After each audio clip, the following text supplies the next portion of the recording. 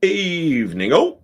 Welcome to the Bobby Moore Stand. I'm Gary, he's Chris, and it's a show all about Floppy Loppy, about to get the Choppy.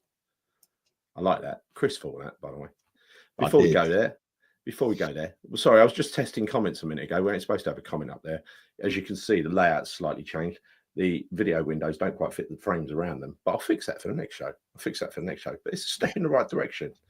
You know, one thing at a time. I just ran out of time today. But right, I want to show you one thing from last night. And I think the West Ham fans at the game last night, courtesy of Dodsey, made their feelings known. This is West Ham fans singing about a West Ham manager.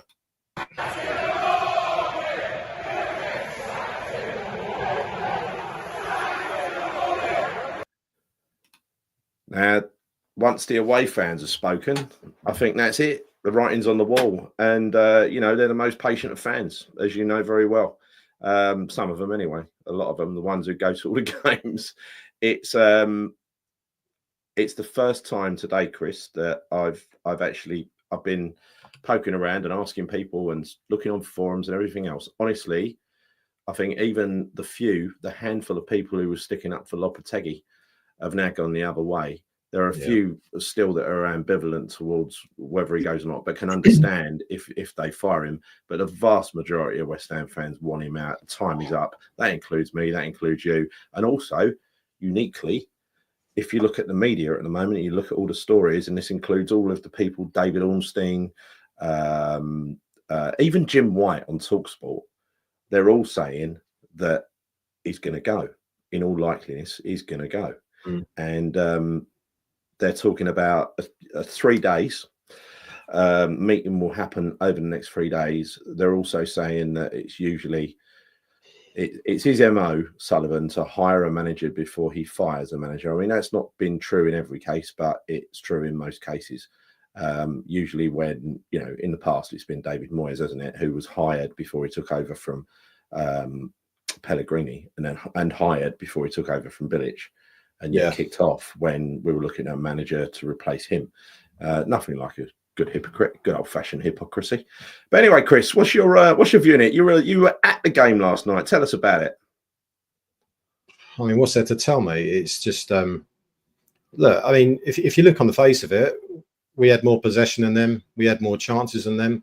But frankly speaking, I don't even care because we lost the game 3-1 against what was arguably probably one of the worst teams in the Premier League, and that's saying something. I mean, we're worse than them, Gal. We're worse than them right now. And it doesn't really matter. All these stats, possession, chances created, all this kind of stuff, it doesn't matter because ultimately we've just lost to Leicester 3-1, conceded another 3 goals, right?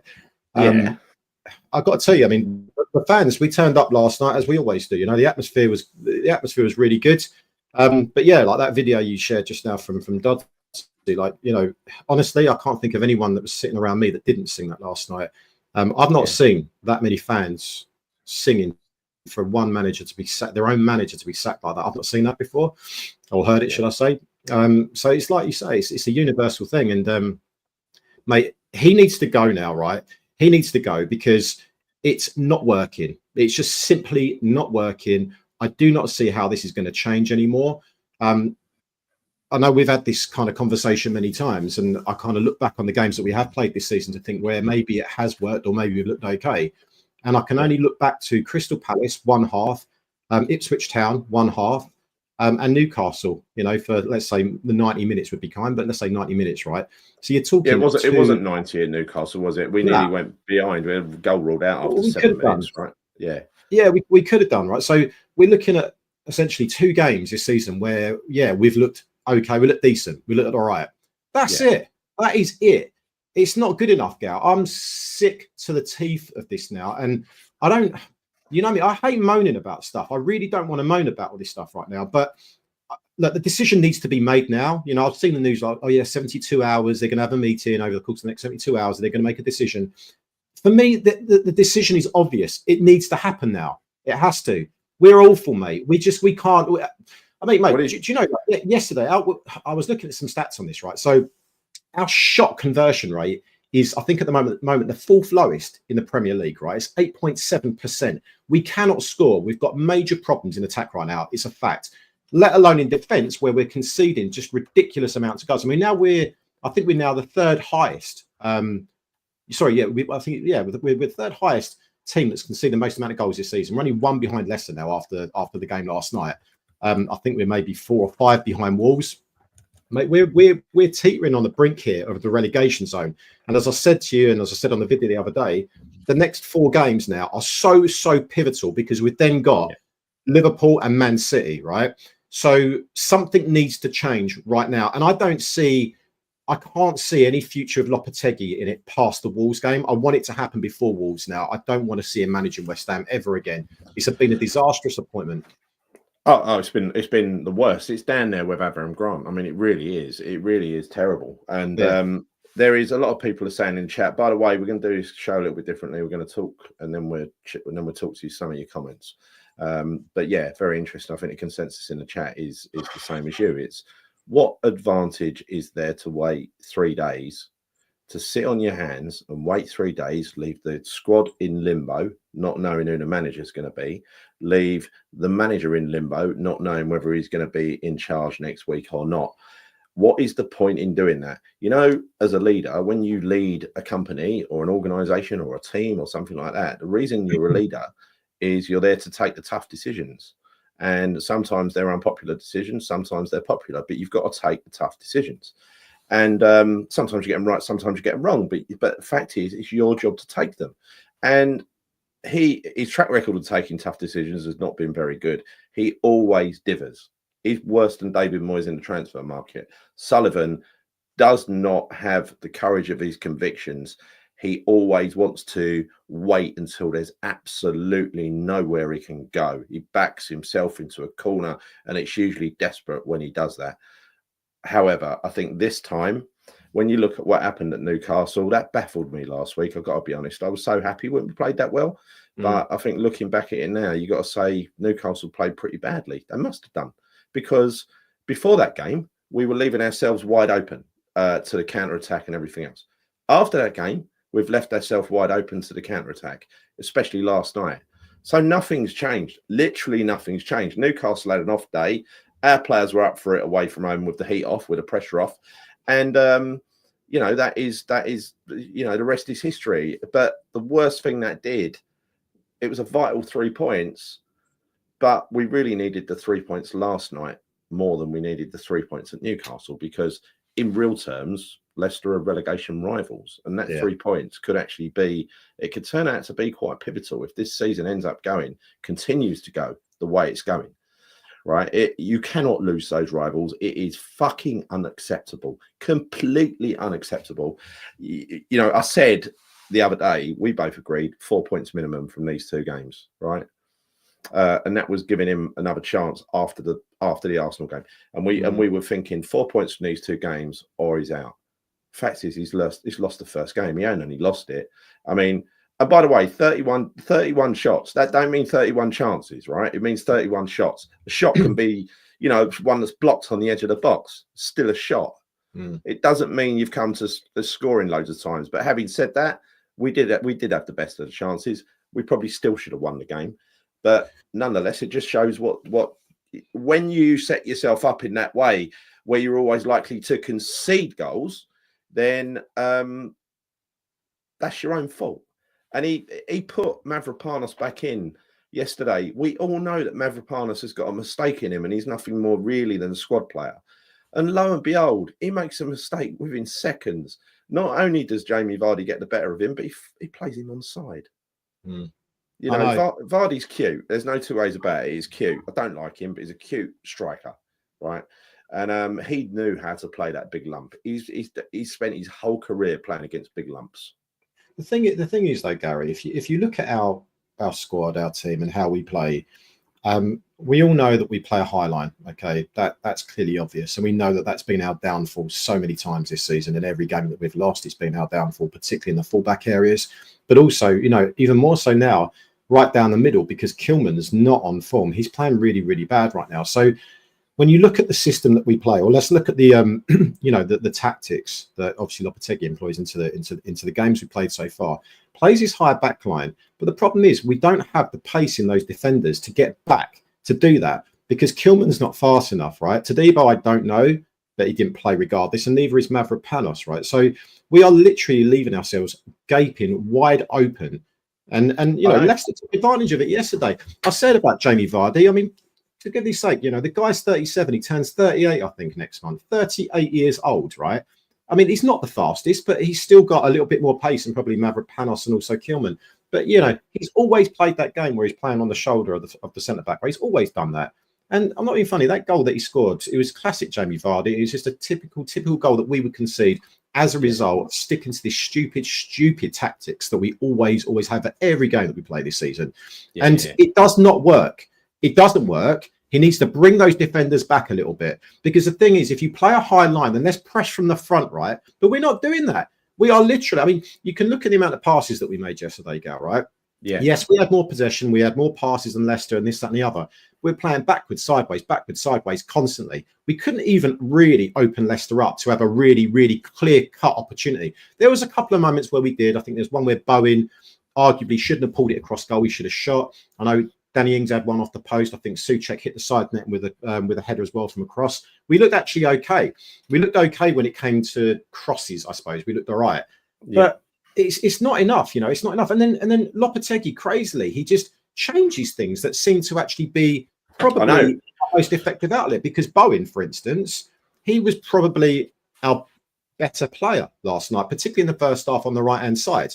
And then what does he do? Takes off Danny Ings and sticks Bowen up front, and suddenly Bowen's, it's like, you know, it's not his game. It's not his game. Right? So why is he not thinking, okay, instead of putting Bowen there, I'll keep Bowen on the right because he's doing a good job, sticking Antonio instead. But it's just like his decision-making, his in-game decision-making is appalling. It's absolutely shocking. It is. What he did last night just made no bloody sense at all. No. I mean, I watched the highlights back, and it seemed to me that, well, I listened to it on the radio last night, believe it or not, because I ain't listened to a game on the radio for years, but it's actually quite good. I used to like it. I still like it. You get a lot more detail, right? Paul Robinson was this former Spurs keeper, was doing it, co-commentary. He's really good, actually, on Radio 5 Live Extra. And it sounded like in the first half we dominated. Kudus was having a decent game. Bowen was being effective. They didn't say, apart from Ings hitting the post, they didn't say too much about Ings, I've got to be honest. But there was it was just the way out of Paul Robinson's mouth, his words were, you know, West Ham should be ahead after the end of the first half. But the fact is, we don't know how to convert a chance. There was apparently a very, very good chance that Kilman should have scored, and various others as well. Yeah, there were some good chances there, but again, you know, when I looked at that lineup yesterday before the game, I was shocked. But then I turned around to a few guys I was speaking to there and to my boy, and we were saying, you know what, it's a bold move, right? If it pays off, then you give them some credit, you know.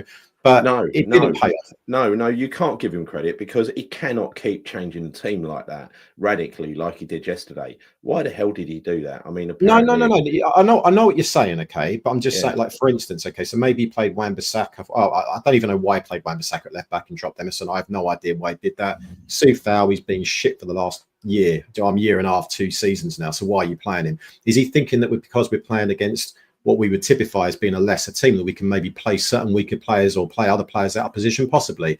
But the one I'm kind of referring to more so is not necessarily that, but Danny Ings. I thought, well, okay, maybe that's the gamble that could pay off. If he's made that decision to play him and he scores and he does well, then you give him maybe give him a bit of credit for that. But everything else that he did with that team just didn't make any sense to me because, again, like I said, Wan-Bissaka playing left back. Why are we doing that? He's a right back, right? Not a right wing back, by the way. He's a right back.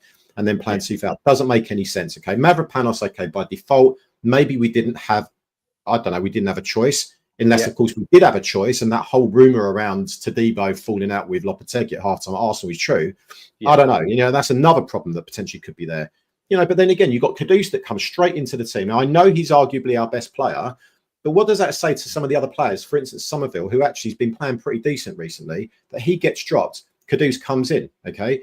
Don't think it's right. It's about how you manage these players. Alvarez comes straight back into the team as well. Don't think he had a particularly good game last night. I can't think of many that really did stand out, apart from probably Bowen. Our defence was woeful. I was a bit surprised about Paqueta being dropped. I know that he made the mistakes against Arsenal, but, you know, the thing is, if we play this high line, if we're trying to get more chances, we want basically a baller. which we don't have. You kind of need to play Paqueta in that 10 position, in my opinion. Yeah. Didn't work for Kudus last night. And I'll tell you, Kudus really annoyed me actually last night, because he did look pretty decent in the first half. You could see he was trying, being his usual kind of bullish self. He was running with the ball. He was trying stuff, right? But there was one moment, I think it was in the first half, where he tried to do a fucking Rabona. And I'm like, well, why are you doing a Rabona for, right? Why? I mean, he did do a Rabona. What are you doing that for? You know, we're 1-0 down and you're pulling off a Rabona in the middle of the pitch. For what reason, when you can just play it simple? And it's little things like this that annoy me, Gal, because that sort of stuff, that to me, Chris, when a player does that, it means they don't care very much. It means they're doing it for their own benefit. Yeah, exactly. And that's what I think of Paqueta every time he does it. He's showboating. He's trying to make a show reel, right? It's not great. I mean, look, let's sort of wrap up that game last night, because it was an horrendous experience. Even listening to it on the radio was horrendous. You poor fuckers that were there. I mean, I will say one thing. Even on the radio, all you could hear was West Ham fans singing. Yeah. It was fantastic away support, as it always is. Yeah, at Leicester, and that's a crappy stadium with rubbish home fans, isn't it? You know, their home fans are pathetic, mate. They've got a little geezer with a drum, and apart from that, there was no singing. Yeah. It was West Ham throughout. I mean, they were 1-0 up, and I didn't hear nothing out of them, honestly, for the whole of the first half. It was only when they got the third goal. It was really like the second, third goal was when they started kind of piping up a little bit and making a bit of noise. But aside from that, pathetic. And we were singing throughout. There's nothing more, right? This is the thing. We do our part. There's nothing more than you know, as West Ham fans we can do to get that team up for it. You know, we were singing throughout the whole game last night, Gals. No surprise, we always do. Yeah. But again, it's just I don't know. I mean, lack of confidence, whatever it is. I think ultimately this all comes down to the manager and whoever's above him, being Sullivan, who, frankly speaking, he's not fit to run a Bath, let alone a football club, right? So I just think now the decision, it has to be made, right? It has to be made. I can't bear any more of this. I can't. I'm sick of it, Gary. I'm really sick of it now. It's just it's the wrong appointment. He needs to just basically hold his hands up and say, do you know what? I screwed up. I took on the wrong manager. Let's try and replace it. You know, what good does it do? What good does it do actually having a dead man walking around the squad for 3 more days when you could be getting a caretaker manager ready to take over for the game next Monday? Forget the new manager, right? Put a caretaker in charge, get him to drill the players. We're at home to Wolves, for fuck. We can beat Wolves.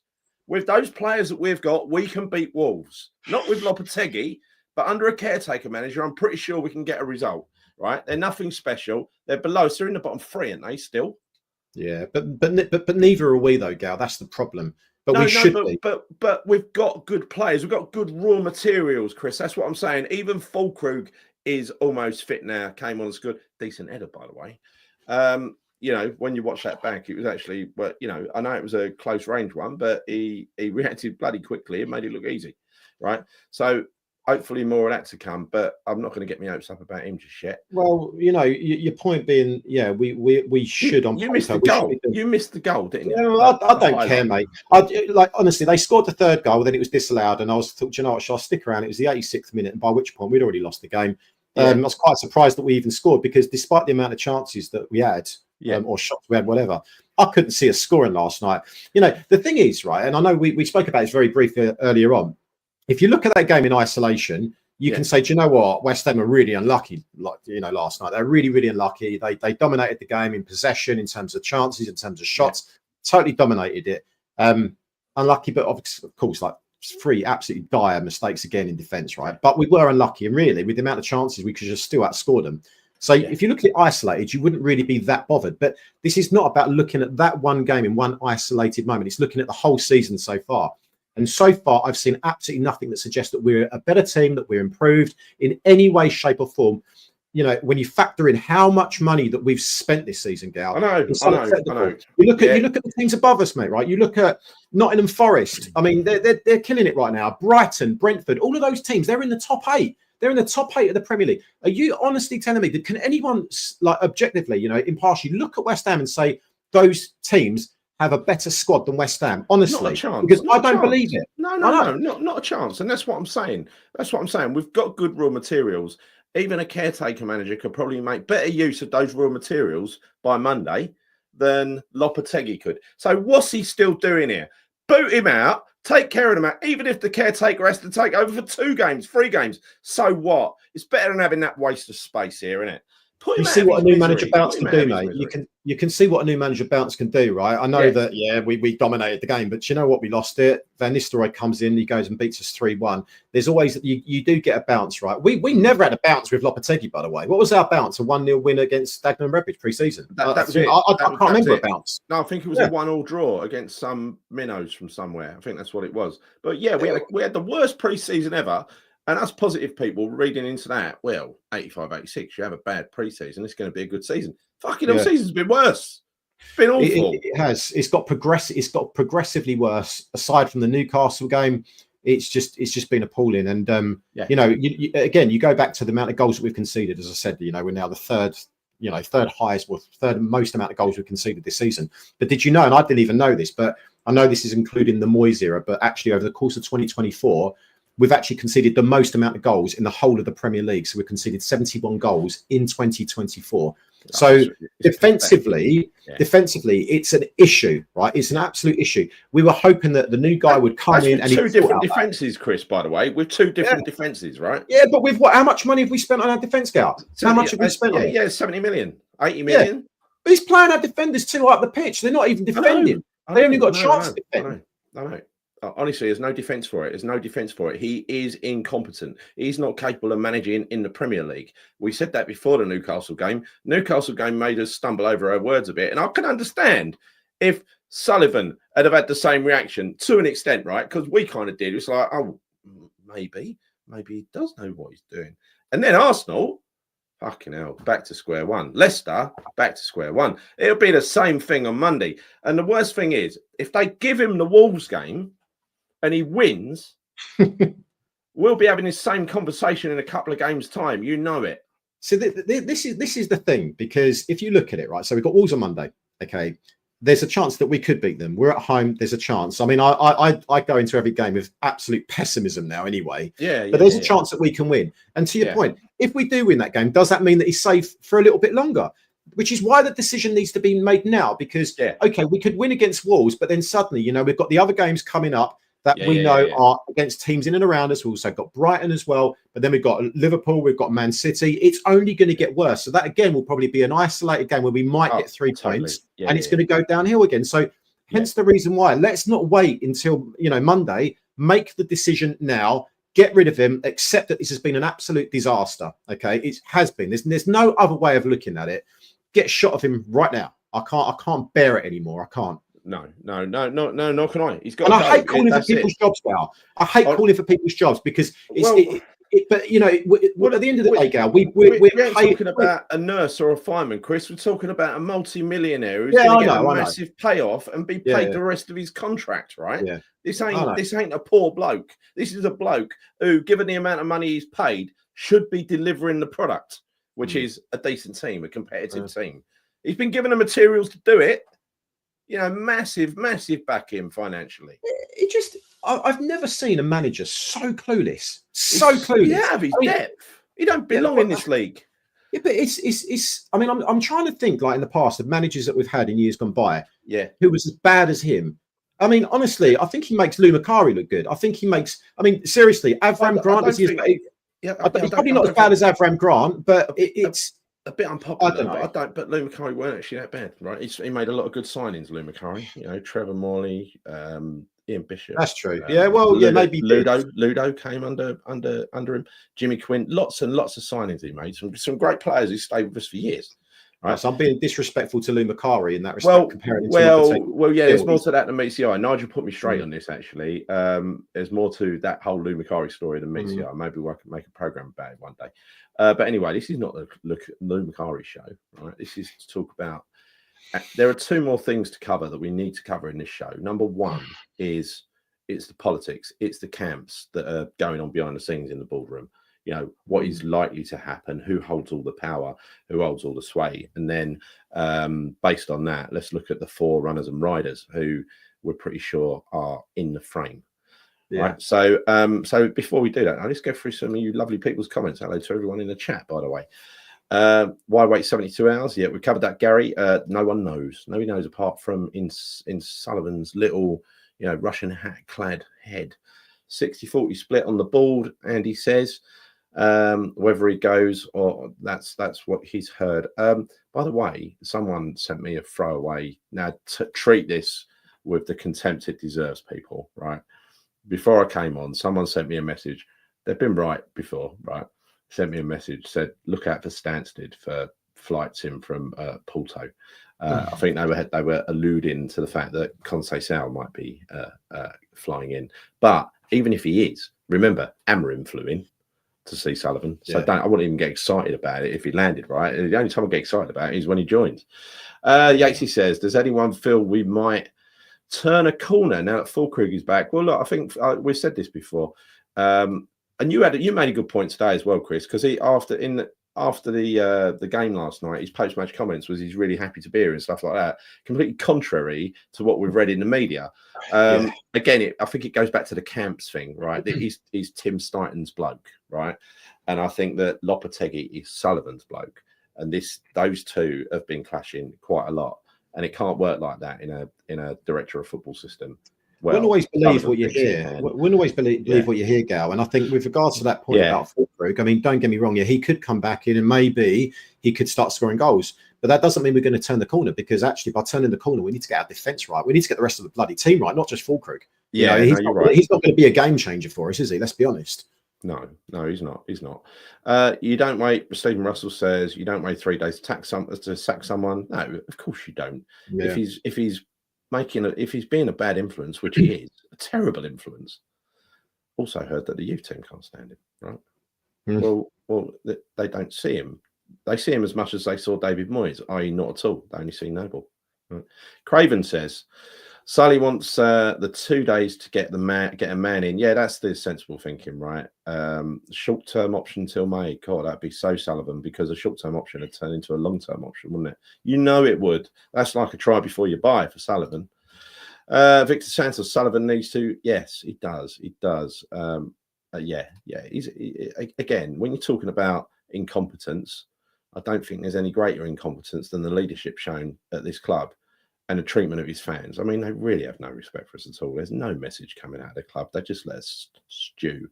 I'll be surprised if Leicester don't get relegated. I think they've got a good chance, Brian, but Ruud van Hulshead, he was always going to win last night, and I think he'll have a good honeymoon period. I think, but they're still a weak side. And that's showed by how many apparent shots and possession we had yesterday. They're not a good side. Right, Floppy has fallen out with Kudos and now Todibo. Todibo was then made to train on his own yesterday. Once you do that, you've lost the dressing room. Yeah, you can't treat players like that, not in this day and age. And I would have thought that's probably, if it was a fight, I would have think Todibo would have, hopefully he landed a couple of shots, hopefully. I don't think Kudus would have been able to reach him, I've got to be honest, when he had a fight with him. The reason for the delay, he can jump quite he'd batter him though, wouldn't he, Kudus? Yeah, he would with his thighs, yeah. Andy Armit, the reason for the delay, Gary, is down to the fact he will stick with Lopetegui, saying he can't get in. Yeah, probably. No, that won't happen, because don't forget, Andy, this ain't, and we'll talk about this in a minute, this ain't just about Sullivan. There's a lot of unhappiness on that board about this poxy decision that he's made to bring this useless manager in. Gary Brock says, where is Guillaume Balaguer, by the way? Shouldn't he be commenting and telling us how wrong we are, that this legendary Spanish manager is brilliant after all? Where are you, Guillaume Balaguer? Come out from under your stone, you little snap. Right. Potter and his team would be more expensive than Amorim. Very likely, but we wouldn't be paying him what Chelsea paid him. No chance. Sullivan has never rated Potter and wouldn't employ him. We will talk about Potter amongst others afterwards. Kent, the squad in 2003 was as good or better than the squad we've got now. We went down. No team's too good to go down. No, it isn't. West Ham should have learned from this. Well, he never learns from his mistakes, Sullivan. In fact, he only learns from when he gets something perceivably right, like he'll say that he won the Conference League because he was the one when against the fans to keep Moyes on, even though we know, another good manager that came in would have had every chance with that team and that draw to have won the Conference League. But that's by the by. We'll give him that one. We'll say credit. But the problem with that is that then reinforces in his little mind that every decision he makes, he forgets all the ones he got wrong, like Grant, right? every decision he makes is the right one. I don't listen to his fans. I know my own mind. And Karen Brady's in his ear and everything else. And when it comes to Karen Brady being in your ear, it's all right down to the P&L and how much money you could lose. And she's not a football person. She's a finance person, isn't she? Dougie playing our fullback so high. And then we're playing too narrow at the back. Yeah, we're giving far too much room down the flanks. Yeah, it's been a problem since day one of the season against Villa when they had the whole left-hand side of the pitch to run into. We say every week out. Yeah, Bodger says, Matt says, Potter's incoming, I hear. Where'd you hear that, Matt? Daniel Neal, we've got to hit the ground running or be a relegation battle. Well, we haven't hit the ground running. It's already, the engine's already started and the car's rolling down the road, isn't it? That's just pure facts. Yeah, of course it is. Of course it is. Bill Clark, was there a conflict? Yes, there was. A bruise on his face. So he must have got a slap then. He must have got a slap. Oh, Lopetegui? Yeah. Did he? Yeah. I noticed he's starting to look a little bit homeless again, isn't he? He was looking a bit fresh for the last game. After the Newcastle game, he had a shave, looked a bit fresher. Last night, he looked a little bit rough again. I think Tadibo is one of those quietly spoken people who, when you rouse him, I think he'll probably be quite, he's a big fucker, isn't he? He really is. He's a big lump, yeah. Craven Moorhead says Sullivan don't rate Potter and Terzic isn't rated by Tim. So I doubt neither will be considered. Well, again, we'll come to that in a second. His 14th different formation in 14 games, he hasn't got a clue. No, he hasn't. It's random. It's bingo caller selection, isn't it? What he did yesterday, I'm looking at the team sheet thinking, why? Why have you done that? The fans last night were amazing. Yes, they were. We've mentioned that already. Jason McMeekin, if you would take Potter, Gary, he's been out of work for a while. Does that raise a red flag or two? No, not at all. Not at all. He knows what he's doing. These people keep themselves busy. They don't put their feet up. Probably been around, watching other clubs train and learning about the latest systems and everything else. He's not getting sacked. Yes, he will. Definitely. Dougie, our ways are simply best. Yes, they are. Darren says there's a rumour floating around starting to cause in all the player unrest with the players listening to him instead of Lopetegui, which seems exactly what happened when Moyes was in charge. Yeah, but the thing is, in this sort of situation, the players have got to have someone to confide in, and he's brought in a large majority of them, so they're going to confide in him, aren't they? So I don't think that's a bad thing, especially when you probably can't talk to the manager, because in the Moyes situation, he had this people who were inside the tent and those that were out, and the ones that were out, he just completely banished into obscurity. Didn't even talk to him, right? So I don't care about that, really. It's because Sullivan has no intention of letting him go on Friday, kicking the can towards Monday, says Michael. Well, time will tell on that, but that's not the consensus of the media, including Jim White, including Ornstein, including all the others, and that's unusual, right? Loppy has just lost the plot in every game. It looks like Newcastle's a fluke. The manager has to go. Sick of seeing this rubbish, and hopefully Sullivan walks at the same time. That won't happen. Terry, that's not going to happen. That's wishful thinking. Craven Moorhead, 85 million on that defence, and it's worse than last season. And we had Zuma running like he was wearing a shitty nappy every game. Yeah, you know what, though, Gal? On that point, right? Yeah, we spent 85 million on that defence, and yeah, it's worse than last season. But it's because of the way we play. It is because of the way we play. Because look, of course it is. Of course it is. We're leaving them exposed. We've got no mid. This is the thing. It's not just about playing, just replacing certain players and expecting an improvement. Depends on how you're actually going to play those players, and we're not playing them right. So of course, no, absolutely, I agree with that. This one little comment here on a human level, I feel for Loppy. His father's really ill. We should give him time off. Listen, that's what I said the other day. Someone took it completely wrong in the comments, like I was having a go at his dad. Of course, I wasn't. Right? I'm not like that. I just said he should. We should put Loppy out of his misery, let him go and see his dad, spend some time with him, right? Because, again, his head might be there as well. Who knows how close he is to his dad, right? But anyway, that aside, he ain't delivering, based on he's not delivering the goods based on a very high fee that we pay him. So he's not doing his job. If you didn't do your job, if I didn't do my job, we'd be sacked, right? Yeah. It is what it is. So, look, let's talk about the next items before we... I'll put a few more comments up as we go in this section, so you can sort of join in the conversation. I mean, firstly, we'll talk about the split in the boardroom.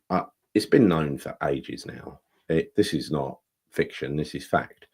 That Sullivan signed Lopetegui. I think he came for a very friendly agent of Will Salthouse or that group of agents. So, you know, that's the priority, as we all know, when we sign a player, when we sign a manager, it's that they've got to come through the right agent. I mean, the mind boggles why that is. But anyway, that is the way it works. Amorim was Tim's choice. He brought him over as a bit of a wild card. I mean, you've got to give Tim credit, the fact that he actually gets interviews with these people. He's a good salesman. He sells the vision, the dream to good players and good managers. So Conceicao is apparently, that's Tim's choice. And if you look at, I was looking at so something that was written about Conceicao earlier, and you had Amorim, who had an average points per game of 2.28, and Conceicao has 2.29. Different leagues, but at the same time, no, it's the same league, isn't it? Same league. Yeah. It's Portugal, yeah. Because Sporting versus Porto, yeah. Well, Amorim got the better of him over the last sort of 2 seasons, to be fair. You know, he had. But aside from that, over the course of 7 years that Conceicao has been at Porto, he's been really successful. You know, he's won pretty much everything over there. I know it's not the toughest league in the world, but, he's still done a very good job. He's won 9 trophies in 7 years, and including the cup that he won 9 days before he walked. And he didn't even walk at a bad time. He waited for a break, an international break, before he walked. Seems like quite an honourable chap with some good ideas. And I would definitely like to see someone with that profile, like Will wanted Amorim. I'd like to see. And again, his football is not as how can I say, free flowing and wild as Amorim and Arne Slot at Liverpool, but he is a progressive manager. He will make the best use of his resources. We will be defensively very sound, but we won't be a defensive team. We'll try to score goals. We'll try to make the best use of our attacking players. What we've got at the moment is we've got this limited manager with limited abilities, can only play football one way, just like the predecessor could only play football in one way.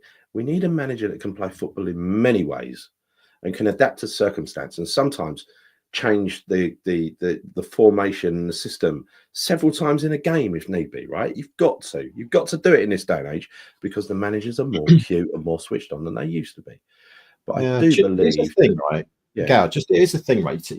Sorry to interject there, but when you're talking about managers being adaptable and, Lopetegui not being adaptable to change, I think he tries to, but he can't do it. He just doesn't have the ability to change. He doesn't understand other ways of playing. I don't even know if he understands his plan A of playing. But here's the thing, and I think I was having a conversation with someone about this earlier. Can you think of many managers that have been successful that have been ex-goalkeepers, apart from the guy, what's his face, the other Portuguese guy who's managing in the Prem? I don't know anybody. I know you're talking about. I can't remember his name. I can't think of his name. It's just got completely blank. But I can't think of many successful managers that happen to be ex-goalkeepers. No. It's interesting that I don't know if I don't know if that's factually true, but I can't think of any off the top of my head. I can't. No, I can't. Mandy, we're going to come to this in a minute. Talk about the next manager. But yeah, let's talk about the boardroom a little bit more, because this is not healthy for any club where you've got a split in the boardroom. Unfortunately, you got a situation where even if the other shareholders, I don't know what he's got, about 30% in now, Sullivan, but if the other 70% wanted a different manager, they couldn't force it, because he has the power of veto as the chairman over any decision. So literally, he's got to be on board with everything. I mean, that's a strategic error by what's his name, by Kretinsky, of not nailing that down before he came in. I'm sure he won't be making that mistake again. But it was having him as the person who can knock everything in the head. All right, you don't have to. He hasn't got a free rein to bring in any manager he wants, because people have got the other board members have got to be on board with it. But there comes a point where I think if it gets so desperate that he's offering someone that looks half decent, which Lopetegui looked half decent, that in the end they get so desperate they think, all right, then we'll go for him. They have to go with it, right? And plus, I think also that when he needs it, he's got the gold shares on his side. So I don't have any doubt about that whatsoever. Darren says starting needs to go as well. Look, I'm really undecided on starting. I think, like I said, he's got the power to bring in some great players. I think he's got the power to bring in a manager, but he's like a cuckolded director of football. He's not a real director of football. He's like director of football light. That's why they call him a sporting director. He hasn't got all the privileges and rights that a normal director of football has, i.e. a performance-based contract, selecting a new manager, selecting players. Sullivan gets involved in every aspect of it and cuts him off at the knees. When Moyes was here in that January and he wanted Calvin Phillips, Moyes, and he was stamping his feet, and they got rid of, legend Pablo Fornals, who should still be here because he could do a good job for us. They made those really unpopular decisions, basically unilaterally with David Moyes. He made those decisions, and Sullivan went along with him. Whereas, Tim was told, no, the players that you want, if you remember, there were a few little stars in the making that were after. I got told no. And that was basically because Moyes was never going to play him. And Lopetegui has taken the same attitude, the same road with players that Steiten has signed. That includes Todibo. You remember a couple of months ago, he came out, Lopetegui, and he said that he was too... weak or too soft to play in the Premier League. I hope he reminded him of that when he was giving him a slap the other night. But yeah, apparently spat at him. That's what I heard. I don't know how true that is. But you don't say that about a 35 million player, a defender. You don't say that and let that leak its way out into the press. The same as Füllkrug, and that the rumor there has been, that is another starting signing, as we know. But we've been having a game because we've been, reading the press reports saying, oh, he's unsettled in London. Well, it sounds like it hasn't come from him. It's come from others. You look at the little Brazilian kid, Guilherme, who actually looked all right a couple of times we've seen him, doesn't get a sniff because he's Steiten's boy, right? He's Steiten's boy. And when you've got like David Moyes, who will not play anybody that Steiten brings in as director of football, sporting director, the next manager that comes in, we said this before this one, they've got to be prepared to use the resources that the director of football brings in. But I don't believe that's all of the story, because I think what happens is Sullivan chooses his own manager so that they could go in coalition and beat down the director of football, and they can do things their own way. Fuck Tim. They're just trying to, Well, then he's an idiot, though, Gal. If that's the play, then he's an idiot. Because what's the point of having Tim Steiten in the first place if he's going to get? Well, there isn't, and that's why that was my long-winded way of saying it doesn't really matter if he stays or goes. Yeah, because he's a watered-down director of football. Nothing against him personally. I haven't got my mind made up about him.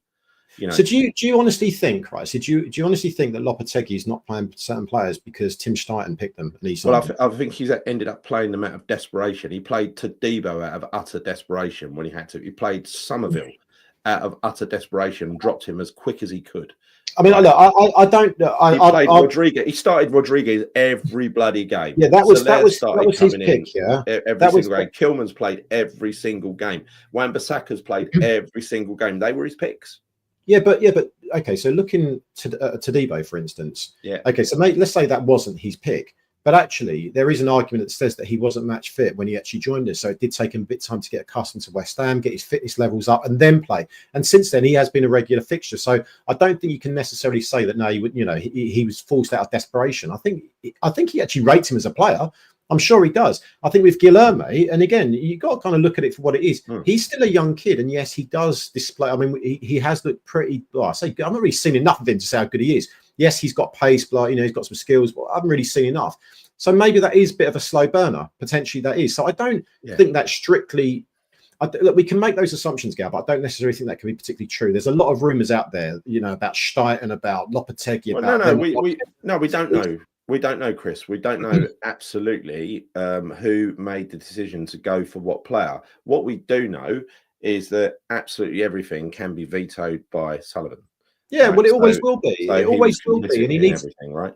But this is why he now more than ever. Okay, he just needs to make the decision. He has to make the call now. But when Sullivan, but Chris, what I'm saying is when Sullivan makes the choice to set his media hounds on Füllkrug or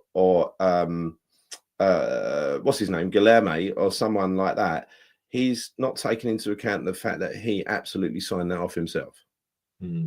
Yeah. He could have vetoed it, but he didn't. Right? So he's complicit.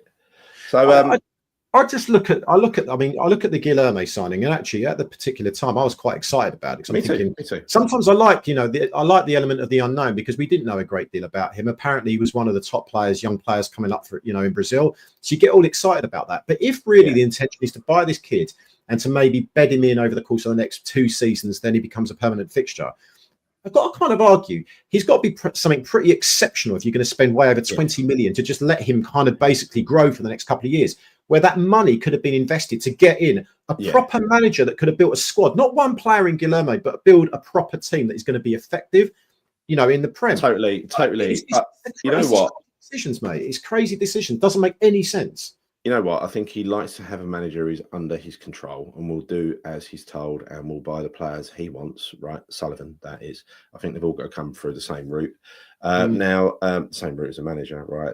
This preferred group of agents. Now, Michael Taylor, I think this is really important, and I agree with this. I don't think we should be judging any players until we get in a new head coach. Different mentality and psychology can rejuvenate the team and raise performances. Yes, it can. And that includes the youth team players who are apparently not having a good time at the moment, right? That's a really good point. That is a really, really good point. And I think that would be applicable probably to a lot of players at West Ham right now because they're just I honestly think they're confused, Gary.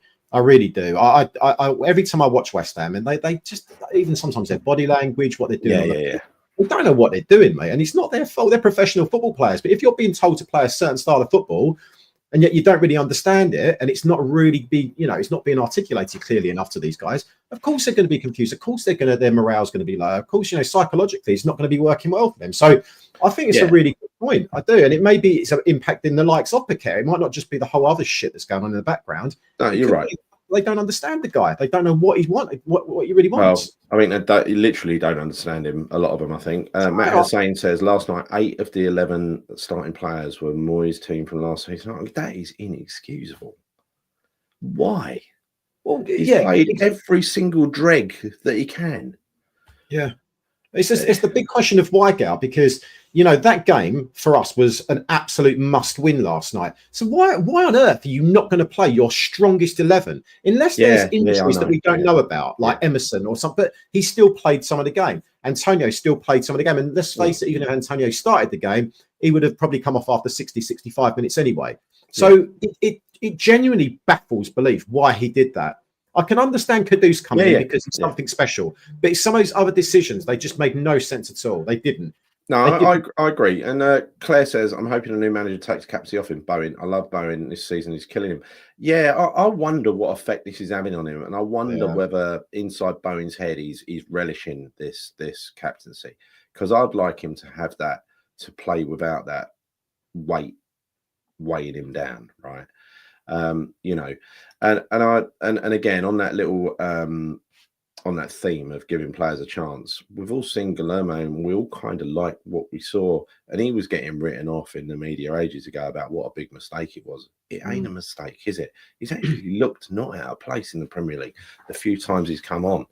And Somerville as well. I'm really impressed with Somerville. You know what? I think the player we could probably afford to lose in January might be Kudus, might be Alvarez, right? We've got a left winger who is better playing on the left wing than Kudus. So Kudus is left winger? That's why we've got a right winger who's better playing on the right than Kudus. So where do you play Kudus? That's what I'm saying. Kudus on form, I think he's undroppable. On form, he is. I'm sorry. On the left hand side, agreed, because he's not a left winger. But there's got to be a place in the team for a player of his ability if he's 100% on form. So I'd agree with you. If he's not, then drop him. But if he is, reserve the right to slam that opinion in reverse and back out of it in a couple of weeks when a new manager comes and he's fucking on fire again, and I love him again. I love your reserving of right statements, Gary. They're brilliant. You've got to caveat these things, right? Yeah, you do. Because I have been known to be wrong occasionally, Never wrong. As you know, people, I'm in the know, or as Claire puts it, a DKA. Don't know anything. It should be in Cockney. It should be DNN, shouldn't it? Don't know nothing. Yeah. I don't think. Look, let's be honest. I think this season, I don't think anyone knows anything really.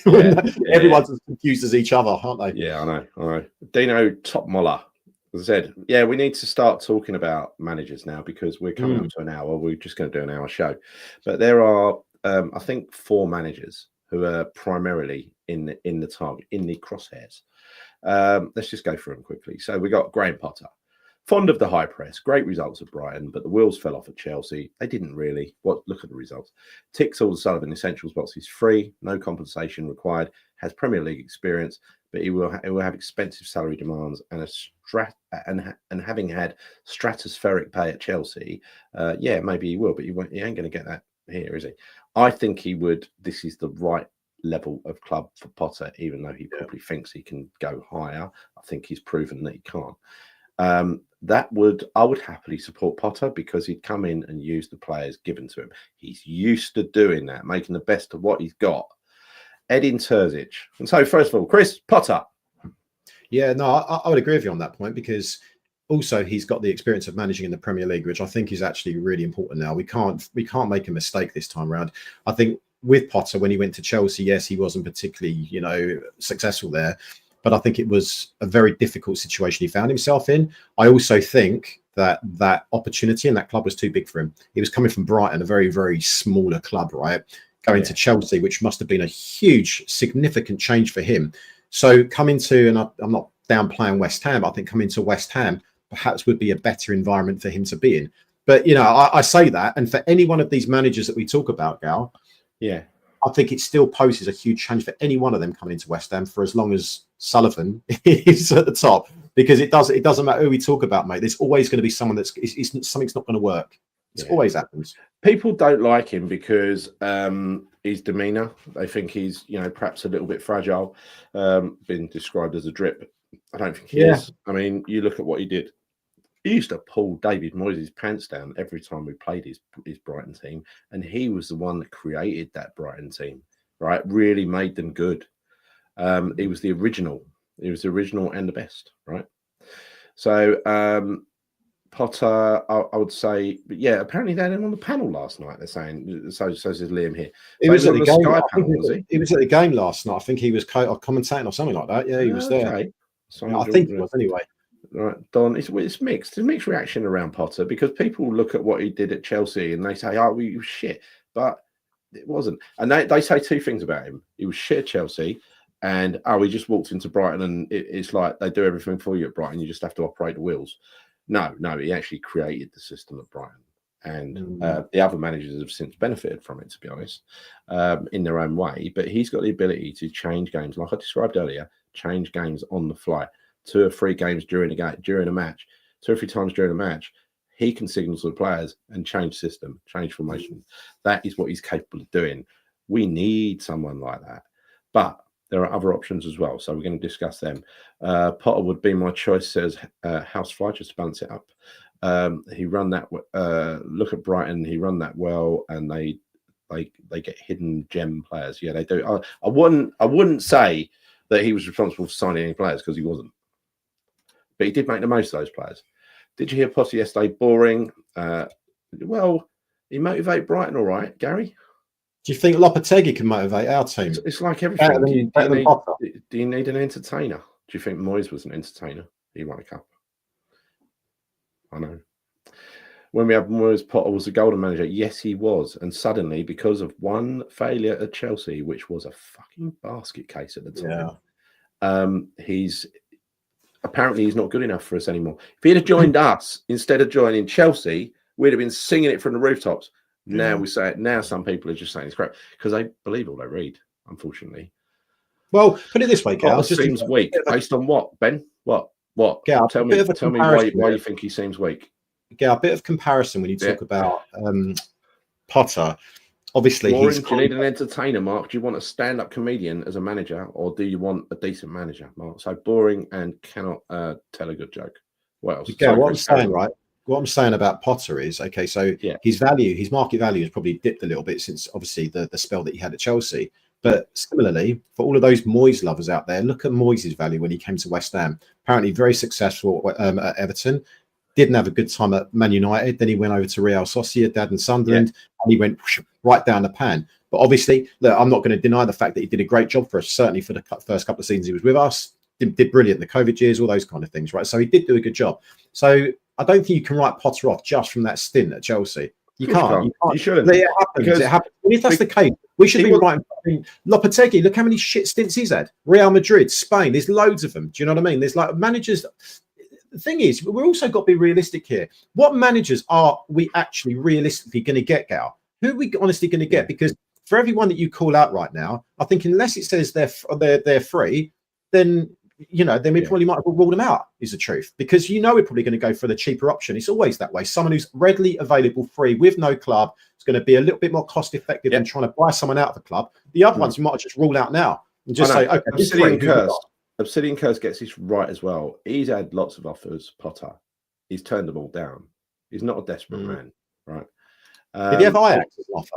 I think he did. Yeah. Paul Grant, I'd have Potter in a heartbeat. He could tolerate Sullivan's interference. Yeah, he could. That's the thing. He's robust and he's worked in that system before. He doesn't mind being, someone saying, "Oh, here's a gift for you. Here's a present for you." Every manager we've had has hated it. Like Allardyce, you remember? Oh, little gifts turned up and Mexicans turned up or something like that. But yeah, look, that's enough. Potter.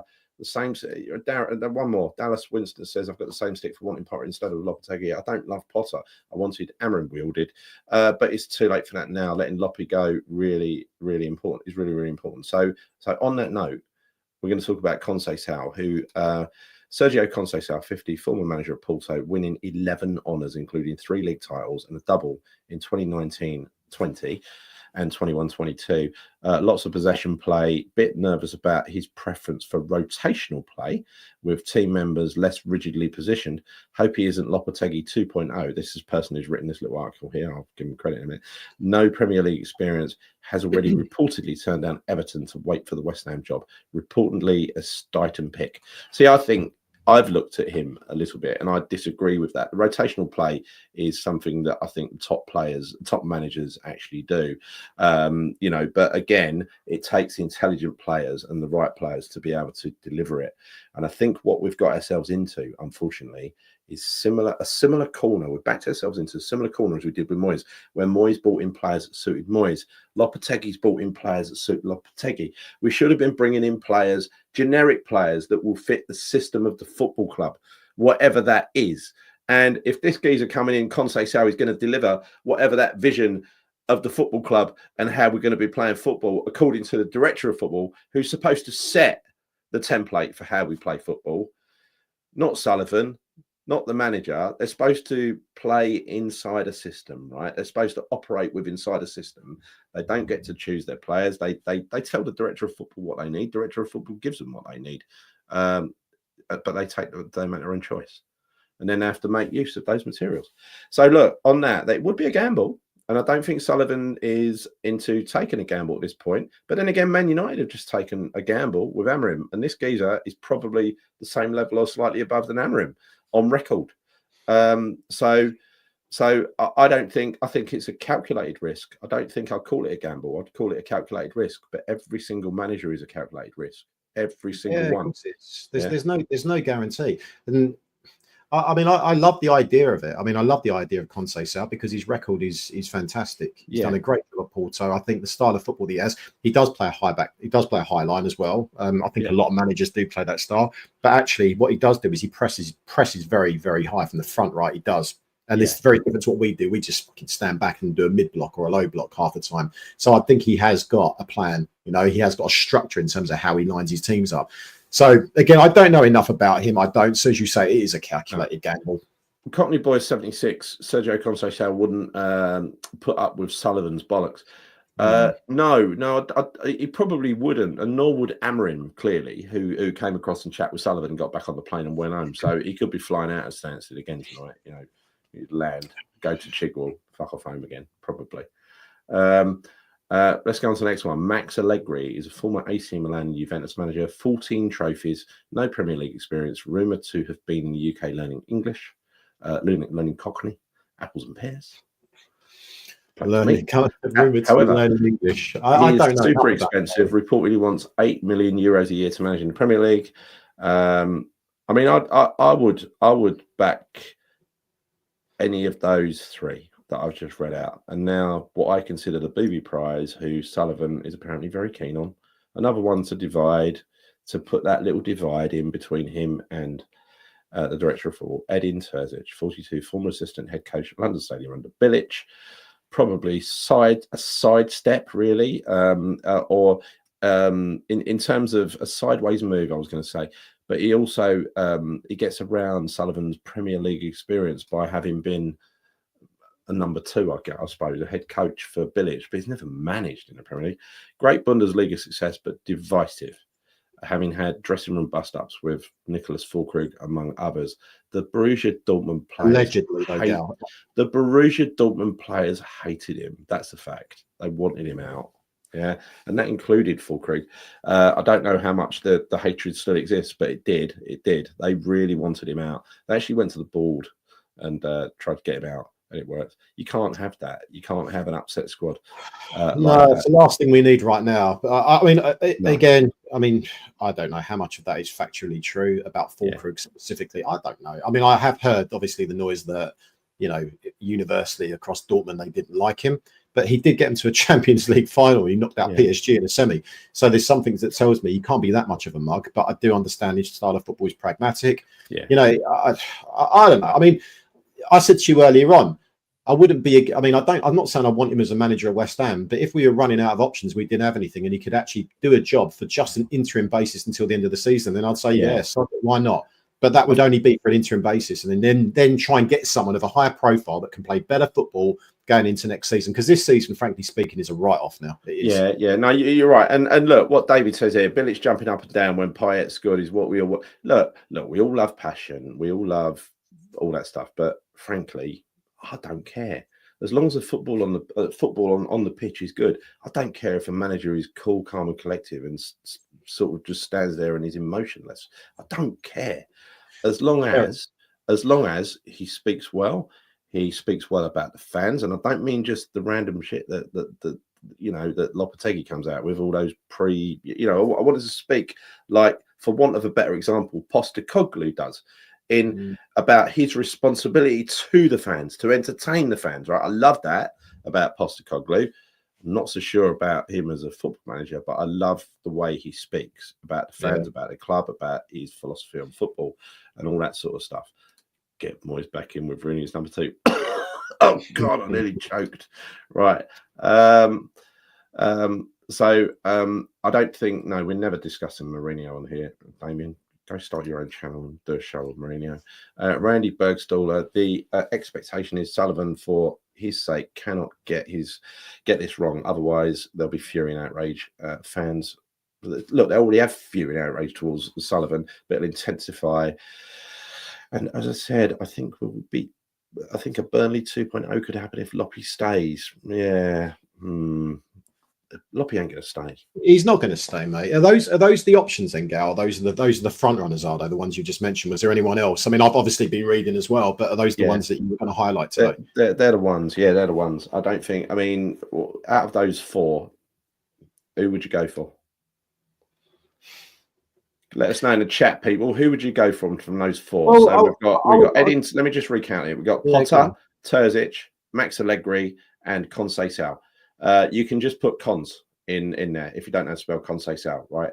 So give me give me who you would go for. Right, Brendan Rodgers, Craven. Honestly, I wouldn't mind Brendan Rodgers. I'll take a short-term deal with Brendan Rodgers, but he is only a short-term solution because he tends to blow up after a season or 2, right? I think for me, Conceicao for me is a no-brainer, Gal. I mean, like, if we could get him out of the 4, I would take the punt on him, because I just think that I think maybe I don't know if Potter poses less of a risk than Conceicao. I don't know.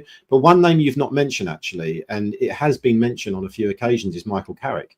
And the thing is, right, I don't know enough, and I'm going to be honest with you, I don't know enough about his style of football, but I know that he's been doing a decent job for Middlesbrough. Over a period of time now, Chris, as well. He's done pretty well. He's got, he's obviously got resilience, and he knows how to manage a club season to season and keep them growing, keep them competing. But do you not also think, though, that something that we as West Ham fans love is to have people that are really connected to the club? And I know that he left West Ham to go Spurs or whatever, but he was with the club from like 13 years of age, right? So he understands. He's been part of West Ham. He gets the club. He understands it. So I can imagine that would only be a good thing for West Ham to get in a manager that, you know, actually does understand what us fans are about. Yeah. So I don't know. I'm kind of really open-minded about Carrick as well. I am, but again, I probably need to look into a little bit more detail about what his style of play is, because I don't know is the truth. But I know that he has been quite successful at Middlesbrough. Yeah, and he's a young manager. You know what? I would definitely I'd definitely give Carrick a chance if it came to that. I'd give Carrick a chance. I'd be happy with that, right? Yeah. Lumikari's available. Yeah. Bring him in. Just keep him away from the betting shop, you know. Like someone was banging on about Sam Allardyce the other day. I saw on something. I don't know where I read it. I know. Someone said that Sam is the only one that can save us. They said, yeah. I'll give it a down. I'll give it a down. Anyway, by the way, people, if you're watching this show and you enjoy what we do, please could you subscribe to this channel? I nearly said it, but no, the Bobby Moore Stand on YouTube. Give the video a like and hit the bell notification icon. And also don't forget, we've got an audio podcast, which is freely available on all your podcast platforms, whether it's Spotify or Apple or whatever you can use, whatever you use. I use Pod something. I don't know what it is, but it's Sullivan might pay out a contract. Yes, he will. Yeah, I've got an idea. He's done it before. He's done it before, Tony, by the way. He's done it before. Done it twice. Bilic. Yeah, well, I've got an idea for you, mate. I think your neon sight that you got behind your head, I think you should get another one and stick it in front of you so you never forget. I know. You know what I did there, though? Funny you should mention that, because I did actually look at the neon sign to remind me what channel I'm on. Sad, isn't it? It's you know, it's a memory problem. Conceicao a right bastard. Yes, apparently so, Tony. And I hope he I hope he is, because look, Moyes was a bit of a bastard.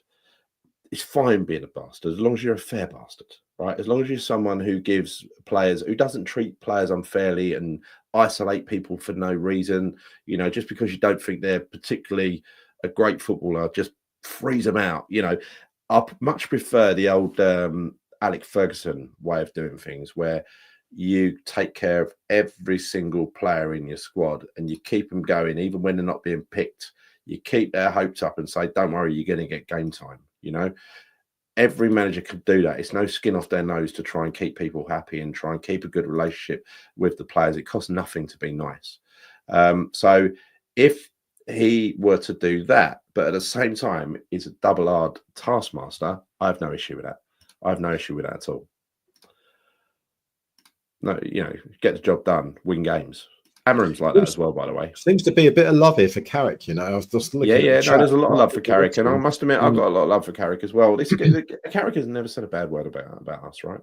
He's nothing but respect for West Ham, and he was one of the academy guys that turned up, even John Terry as well, right? In that thing I'm thinking about testimonial. Here's another thing I was thinking about, right? So I said, obviously, earlier on, how many successful managers have been goalkeepers? Okay, I can't think of many. I know there's Nuno, Espirito, Sanchez, right? So he's the one guy that I was... not Sanchez. Yeah, Espirito, Nuno, whatever his flipping name is, right? So I know that he's one guy that obviously ex-goalkeeper, so yes, he's been relatively successful. Can't think of many others. How many strikers have been successful managers? I don't know. But you know what I will say, and I'm pretty sure about this and confident in saying this, is that most of the successful managers have typically been midfielders. Yes. Carrick, cultured midfielder, mate. You know. Yeah. No, I agree with that. But having said that, I don't want Scott Parker. Yeah, I'm not calling for him. Some people are calling for Noble, which is madness. It does make me laugh. It's just too much love for the, you know. Don't mention Moyes too much, but Alex Crowley's treatment of him was diabolical. Was terrible. Yeah, you don't treat a human like that as a manager. You don't treat people who work for you that way. It's ignorant and nasty, and there's no need for it. You've got all the power in the world anyway, so why be a bully? You know, why treat people that way?